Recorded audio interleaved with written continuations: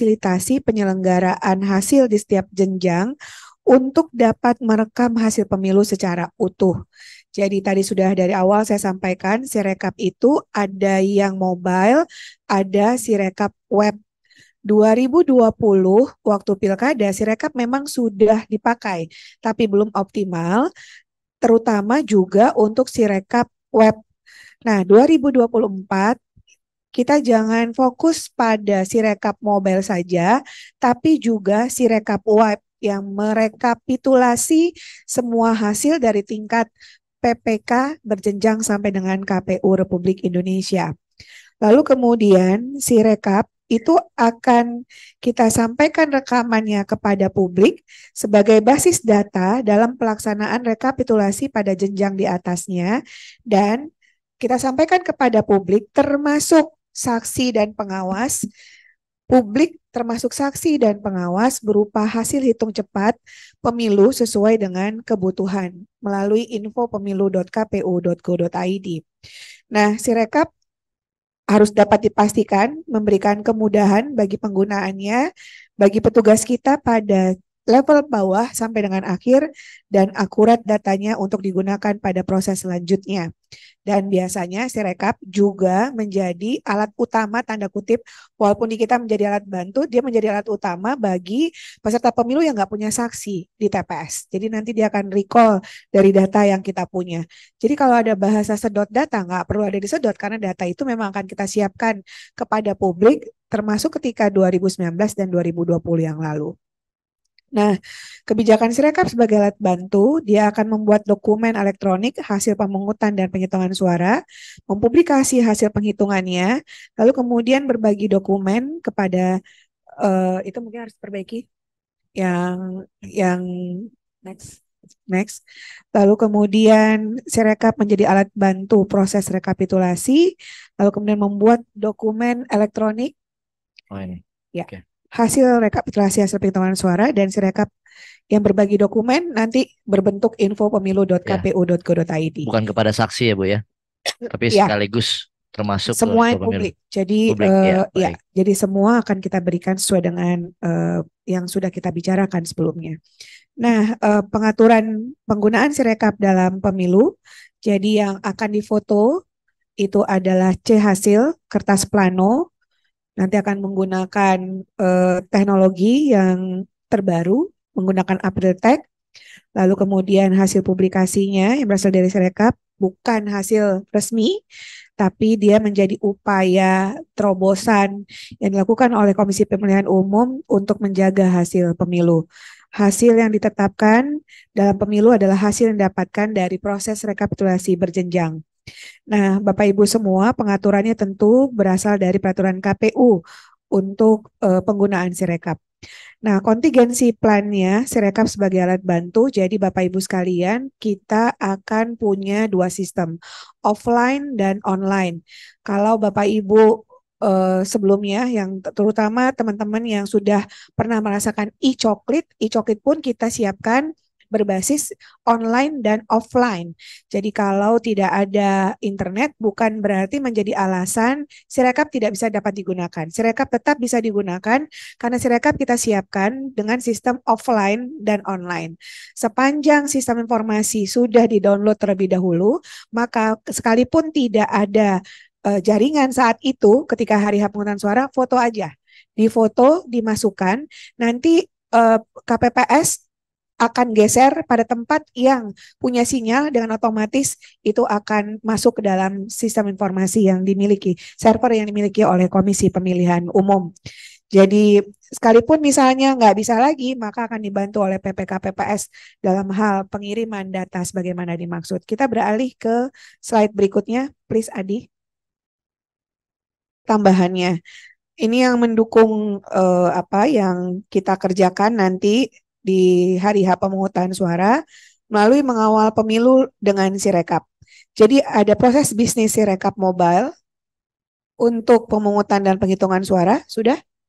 Oke.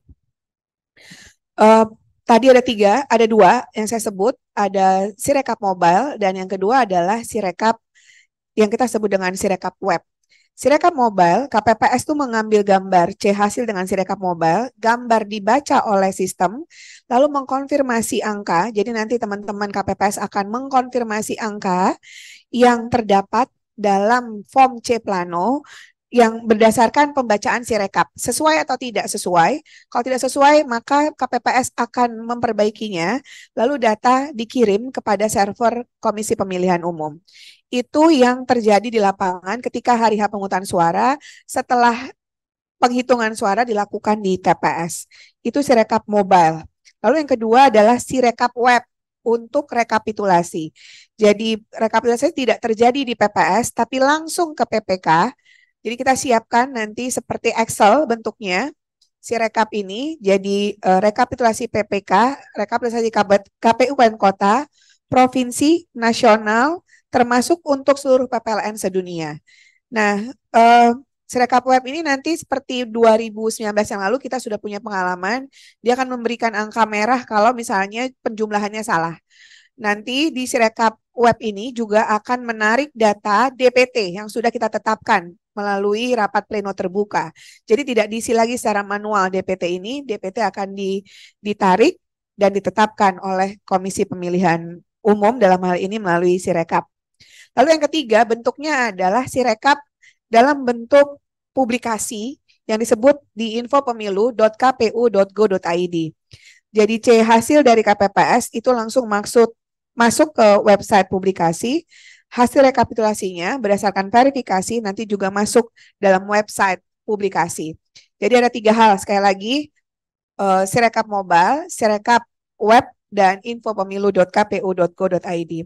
Nah, Bapak Ibu semua, dari sisi data informasi tentu Bapak Ibu tidak hanya teman-teman operator, baik operator teknis maupun operator datin, tapi juga teman-teman komisioner semuanya untuk komit terkait dengan kebersihan penggunaan cyber yang kita miliki. Apakah melalui handphone yang akan digunakan oleh setiap KPPS, apakah nanti laptop yang akan digunakan oleh semua PPK, termasuk nanti KPU Kabupaten Kota dan Provinsi dan RI. Bapak Ibu semua, untuk operator, mohon tidak pernah membagikan password atau OTP-nya. Cukup di operator. Saya sendiri nggak perlu tahu password atau OTP Bapak Ibu sekalian. Karena kalau nanti terjadi persoalan, ketika kami cek itu ada di siapa, maka yang bertanggung jawab adalah operator sebagaimana dimaksud. Jadi jangan pernah membagikan password, jangan pernah menulis password di tempat misalnya di atas komputernya atau di atas laptopnya. Itu jangan sekali-kali.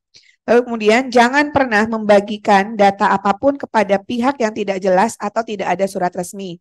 Untuk data-data yang memuat data pribadi, misalnya Bapak Ibu bisa lempar kepada KPU RI dalam hal ini, misalnya ketika ingin memperoleh data-data yang diinginkan oleh pihak-pihak yang tidak terdapat dalam Undang-Undang 7 tahun 2017, sebagaimana yang sudah kita pahami secara bersama-sama. Lalu kemudian Bapak Ibu sekalian, jangan membuka file dari orang yang tidak dikenal. Ini sama, jangan pernah meninggalkan laptop, handphone terbuka tanpa password. Lalu kemudian install antivirus pada laptop atau handphone jika diperlukan. Termasuk Bapak Ibu sekalian sudah keluar edaran Sekjen terkait dengan pemanfaatan 4 laptop di setiap kabupaten kota itu dimanfaatkan oleh operator. Jadi kalau hari ini operator yang akan bekerja adalah operator teknis dan operator datin, untuk menjadi operator Sirekap, pergunakan 4 laptop terbaru yang diadakan oleh setiap sekretariat KPU Kabupaten Kota. Sekali lagi untuk operator. Bapak Ibu yang bukan termasuk komisioner tidak boleh menggunakannya karena diperuntukkan untuk kerja-kerja operator. Sekali lagi, Bapak Ibu sekretaris semua yang ada, tolong diperdengarkan bagi yang belum menggunakan laptop yang sudah diadakan melalui edaran Sekjen itu diperuntukkan untuk teman-teman Sirekap. operator, Baik. bukan untuk komisioner, bukan untuk kasubag yang bukan operator, bukan untuk kabak yang bukan operator, bukan untuk sekretaris yang bukan operator. Jadi tolong menjadi perhatian. Lalu kemudian install antivirus yang resmi, jangan yang abal-abal. Jika handphone yang terinstall Sirekap hilang, segera melapor kepada KPU terdekat untuk dilaporkan berjenjang kepada KPU RI agar kami mempospon semua admin-admin yang nggak kepake, termasuk Bapak Ibu sekalian untuk Kadif Teknis, Kadif Datin, atau semua komisioner yang sudah tidak, kan sekarang udah ada kadif baru ya, udah ada komisioner baru. Maka semua pengguna @kpu.go.id yang tidak terpilih lagi, sampaikan kepada kami agar kami bekukan administrasinya. Nah, untuk nanti di TPS, Bapak Ibu sekalian, ini yang mengadakan bukan teman-teman logistik, tapi teman-teman teknis untuk pengadaan flyer di setiap TPS. Ini belajar dari pengalaman-pengalaman pemilu yang lalu, yang mana terjadi perdebatan cukup alot antara pemilih dengan KPPS. Maka flyer akan disiapkan agar perdebatan yang tidak penting antara KPPS dengan pemilih terkait dengan apa itu DPT, apa itu DPTB, apa itu DPK, apa hak dan kewajibannya, silahkan baca flyer yang akan disiapkan oleh Komisi Pemilihan Umum. Jadi Bapak Ibu sekalian sekarang sedang didesain, mudah-mudahan segera akan diturunkan kepada Bapak Ibu sebagai yang akan Bapak Ibu tempel juga di setiap TPS. Jadi ini contoh flyernya, tapi akan ada perbaikan dan mungkin ada sedikit gambar untuk menjelaskan flyer DPT, DPTB, dan DPK. Lalu berikutnya Bapak Ibu sekalian, yang terbaru merupakan inovasi untuk pemilu tahun 2024 adalah pemanfaatan cek DPT online.kpu.go.id. Jadi kalau ada pemilih misalnya dia punya iktp menyebut dirinya tak terdaftar di TPS salah satu TPS, belum tentu tak terdaftar dalam DPT. Bisa jadi dia sudah terdaftar di DPT TPS lain, tapi yang paling dekat dengan rumahnya adalah TPS di depan rumahnya. Yeah. Sehingga dia bisa menggunakan DPK misalnya. Oleh karenanya Bapak Ibu, karena keterbatasan KPPS hanya bekerja untuk ruang lingkup nama-nama yang ada di TPS-nya, dia bisa cek apakah betul seseorang ini betul-betul tak terdaftar dalam DPT lewat cek DPT online .kpu.go.id. Tinggal memasukkan nomor NIK-nya dan atau nomor paspor untuk pemilih luar negeri.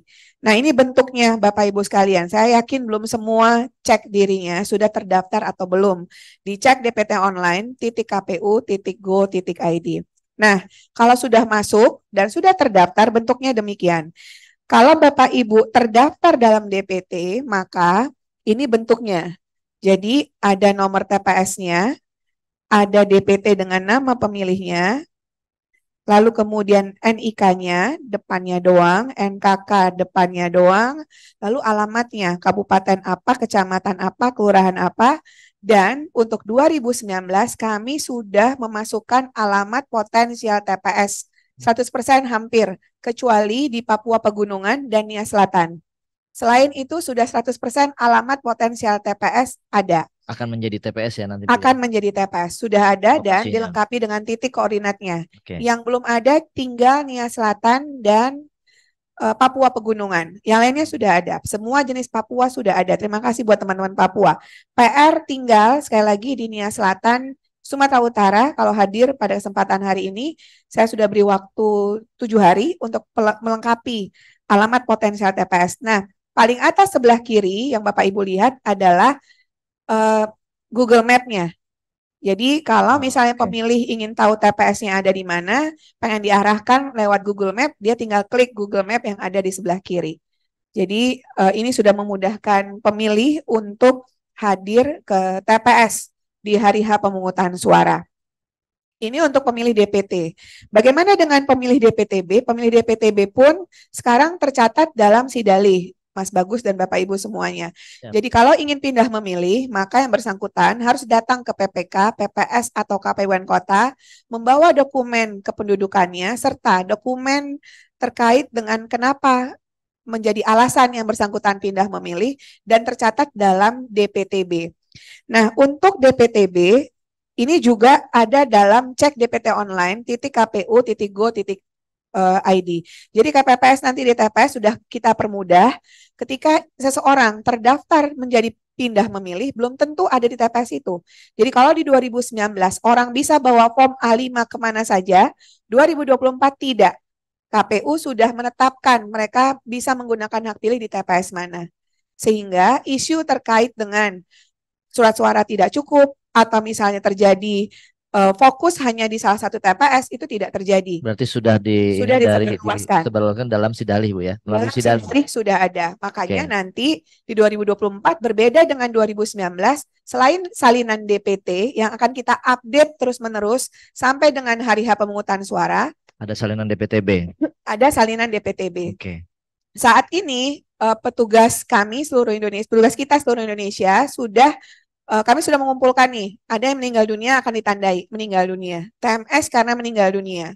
Lalu kemudian TMS karena sudah jadi TNI Polri, karena kita dapat datanya dari TNI, dapat datanya dari Polri, dapat datanya dari Kemendagri. Kalau yang TMS meninggal dunia, maka akan kita garisin, Mas Bagus, sehingga semua teman-teman KPPS di bawah tahu. Kalau misalnya ada yang mengatasnamakan si Fulan, ternyata TMS sudah meninggal dunia dan sudah terbukti, maka itu tidak dapat digunakan hak dan pilihnya. Dan itu ketahuannya di dalam Sidalih. Sidalih. Oke. Jadi nggak ada lagi selain. Betul. Ya. Nah, untuk yang pindah memilih nggak bisa lagi bawa form A pindah memilih kemanapun TPS dia seperti suka. yang 2019 kemarin asal. Betul. Ya. Dan pengurusan form A5 kita sebut dulu form A5 itu selambat-lambatnya H-7 sesuai dengan ketentuan putusan Mahkamah Konstitusi. Nah, dalam cek DPT online, jadi nanti di Sidalih dia langsung otomatis surat suara apa saja yang dia dapatkan, Mas Bagus. Jadi di form A pindah memilih, nanti sudah ada misalnya Betty, penduduk Jakarta, pindah ke Medan untuk menggunakan hak pilihnya, maka pindah memilih, bukan pindah ke Medan, pindah memilih ke Medan, maka Betty akan mendapatkan surat suara apa saja. Ya, di A5 pindah memilihnya sudah. Pindah memilih sudah langsung otomatis tercentang. Jadi kalau pindah memilih lintas provinsi pasti cuma dapat satu surat suara. Nah, ini perlu kami sampaikan. Termasuk ke luar negeri, Bu ya? Termasuk ke luar negeri. Dapat 2 surat suara otomatis langsung. Dimanapun itu berasal. Dimanapun itu berasal sesuai dengan Undang-Undang 7 tahun 2017. Siap. Tapi untuk mereka, kan pindah memilih itu ada beberapa syarat. Termasuk pindah memilih karena pindah domisili. Kalau pindah domisili ini kita perlu satu frame yang sama dengan teknis soal. Misalnya, Betty penduduk Jakarta pindah domisili ke Medan, misalnya, tetapi saat penetapan DPT, Betty masih terdaftar menjadi pemilih Jakarta. Tapi setelah penetapan saya pindah domisili ke Medan, berarti saya punya KTP baru di Medan. Belum tentu kalau saya menggunakan hak pilihnya di Jakarta, maka saya masih terrecognize sebagai pemilih Jakarta. Tapi kalau ingin menggunakan hak pilihnya di Medan, maka saya harus pindah memilih. Menggunakan form A pindah memilih. Ketika saya pindah domisili, KTP saya sudah menjadi KTP Medan, maka saya mendapatkan surat suara full karena saya pindah domisili. Bukan pindah memilih. Bukan sekedar pindah memilih. Bukan sekedar pindah memilih. Dan itu sudah tercentang full di form A pindah kita. Oh, berarti harus dilihat dulu, Bu, formnya. KTP-nya memang sudah berganti. Betul. Nah, Bapak Ibu semua, untuk cek DPT online pun mereka yang pindah memilih karena sudah diurus di Sidalih itu sudah tercatat di cek DPT online. Nanti saya share ke Mas. Jadi bentuknya begitu, Mas Bagus. Jadi di misalnya Betty terdaftar di DPT ini TPS sekian, sebenarnya TPS 43, karena saya pindah pemilih ada kolom berikutnya DPTB.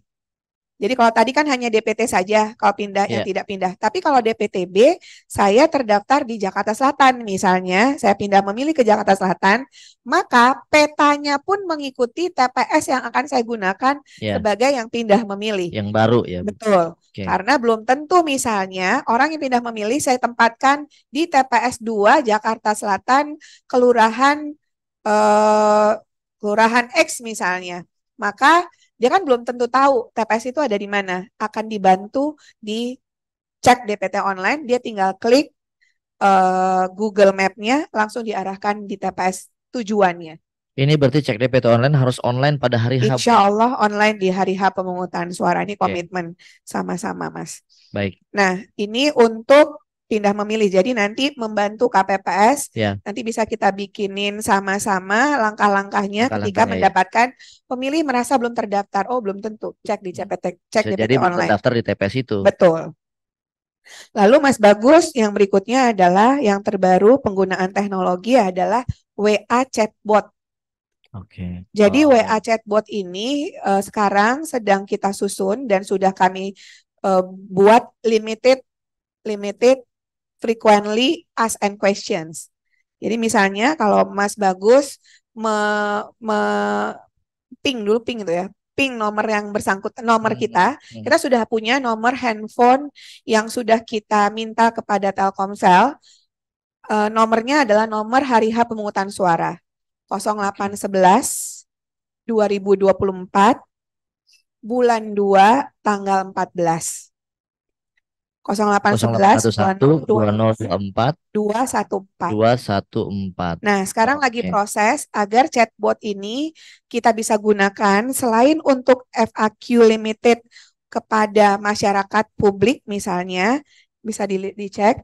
Misalnya terkait dengan hari H pemungutan suara kapan, syarat pemilih apa, daftar pemilih, cek daftar pemilih bagaimana, pilihan pemilu 2024 apa saja, partai politik pemilu apa, DCS sekarang masih DCS, nanti kami update menjadi DCT, lalu cara pindah memilih seperti apa, itu menjadi limited frequently asked and questions.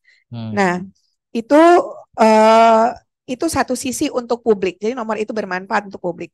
Di sisi yang lain, dia akan menjadi media komunikasi dan konsolidasi terpusat antara KPU dalam penggunaan sampai dengan KPPS dalam penggunaan Sirekap. Oh, jadi publik akses, kita juga akses. Ya, nah hanya nomor-nomor yang terrecognize untuk PPK, PPS, KPPS. Jadi mereka akan kita kasih nanti semacam OTP penggunaan Sirekap melalui ini, melalui WA chatbot. Jadi kalau ada apa-apa, nanti kita bisa langsung kontak yang bersangkutan. Ini bermasalah, ini nggak bermasalah. Jadi satu sisi dilengkapi. Selain Sirekap, juga kita punya WA chatbot. Kita merekognisi operator dan badan ad hoc nomor-nomornya. Jadi nanti kalau Mas Bagus punya surat edaran terbaru, kita langsung share, langsung masuk ke sana. Termasuk juga saat ini kita sudah menggunakan channel, WA channel. Coba kalau jadi tidak pakai Telegram lagi seperti yang kemarin, ini udah bisa pakai WA, Bu, ya? Sudah pakai ini. Kita sudah pakai WA chatbot nanti untuk merecognize, karena Telegram belum bisa merecognize. Jadi ada teknologi terbaru untuk recognize number. Nah, kalau untuk WA teknologi informasi lagi yang kita gunakan tidak berbayar, bahkan itu dibantu oleh teman-teman Meta menggunakan WA channel. Informasi itu untuk publik kita bisa share nomornya. Nggak usah pakai nomor. Jadi kalau teman-teman punya WA sekarang tinggal join ke situ, join WA channel itu. Informasi terkait dengan KPU ada di situ. Nah, WA chatbot ini sedang on proses. Dalam hal ini saya nggak ngerti ya soal pengadministrasian sama Mas bayarannya lah ya. Itu tinggal digunakan. Ya. Jadi mudah-mudahan teman-teman sekalian, itulah kenapa kita perlu kerjasama teknis sama Datin, karena nanti kita akan sekali lagi narik data Sidapil, narik data Silon, narik data Sidalih untuk penggunaan Sirekap. Dan ujung-ujungnya nanti Opsroom-nya KPU di bawah akan berisikan satu peta data pemilu tahun 2024. Saya rasa demikian Mas Mbak semua, mudah-mudahan bermanfaat. Silakan ikuti kegiatan ini, sampai ketemu nanti di Bandung untuk kegiatan selanjutnya.